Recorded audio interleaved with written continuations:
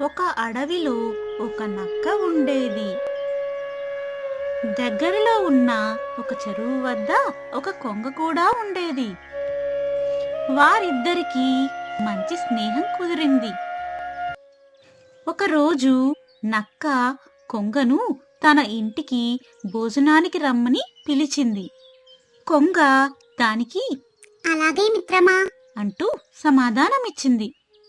మరుసటి రోజు కొంగ నక్క ఇంటికి చేరుకుంది. జిత్తుల మారి నక్క కంచం తీసుకుని వచ్చి కొంగ ముందు ఉంచింది. గుమగుమలాడి ఆ పాయసం వాసన చూసేసరికి కొంగకు నోరు ఊరింది. కొంగ తన పొడవైన ముక్కుతో పాయసాన్ని తినటానికి ప్రయత్నించింది. కాని ముక్కు పొడవుగా ఉండటం వల్ల ఏమీ చిక్కటం లేదు. అది చూసి నక్క నవ్వుకుంది. అయ్యో మిత్రమా, నీకు తినటం చేత కావటం లేదా? చూడు, ఇలా తినాలి. అంటూ గబగబా తినేసింది. అది విన్న కొంగకు ఎంతో కోపం వచ్చింది. కాని ఏమీ చెయ్యలేక అలాగే ఆకలితో చెరువు దగ్గరికి వెళ్ళిపోయింది. మరునాడు కొంగ వచ్చి నక్కని విందుకు ఆహ్వానించింది. నక్క అలాగే వస్తాను మిత్రమా. అని అనింది. మరునాడు నక్క కొంగ ఇంటికి విందుకు వచ్చింది.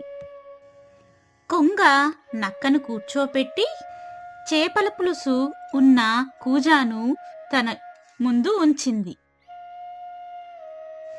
ఆ వాసన నక్కకు భలే నచ్చింది.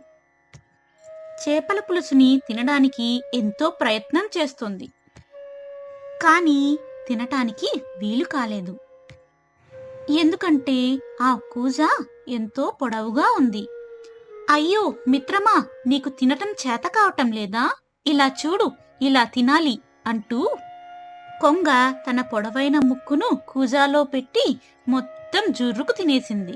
అప్పుడు నక్క ఏంటి మిత్రమా, నేను ఇంత ఆకలితో ఉంటే నన్ను పిలిచి ఆహారం అందకుండా పెట్టి నువ్వు మాత్రం తినటం భావ్యమా?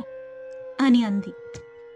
దానికి కొంగ మిత్రమా నీవు నేర్పిన విద్య అని జవాబిస్తుంది.